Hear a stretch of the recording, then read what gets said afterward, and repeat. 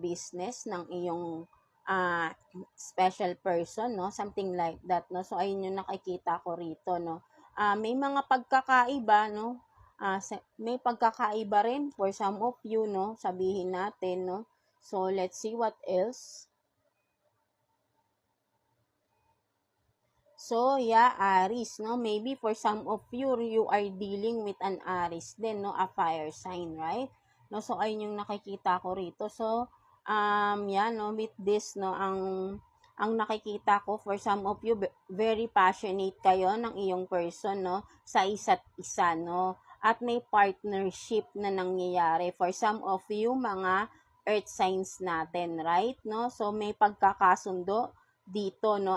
May magandang partnership din and very passionate, no, for some of you, no, mga earth signs natin, right? No, so let's see ano pang meron para sa inyo mga earth signs natin. Ano pa, kuha pa tayo ng ibang energies for some of you.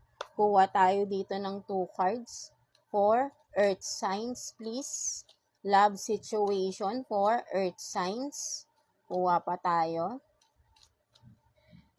What else? For earth signs, please.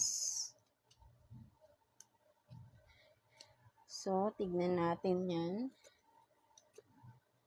So, truth, no? Expression, no? So, meron dito, no? Maybe for some of you, you are seeking for the truth. You want someone, no? Your person, to express what is the truth, no? O kung ano yung katotohanan, no? Something like that. Or ikaw to na mag-e-express ka ng katotohanan sa iyong person, no? Something like that, no? Again, no? Lagi tayong vice versa dito, no? So, kung saan kayo nakaka-relate, right? No? So, sabi ko nga ay maging ano rin kayo, no?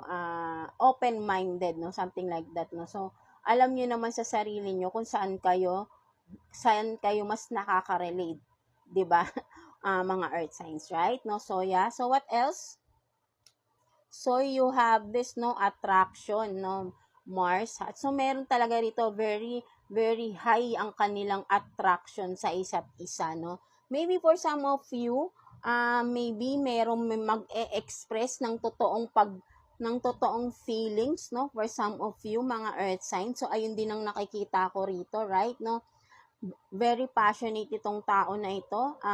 Napakalakas ng attraction niya sa inyo or ikaw sa person mo, right? And you are or that person is ready to express the true feelings, no? What is the truth, no?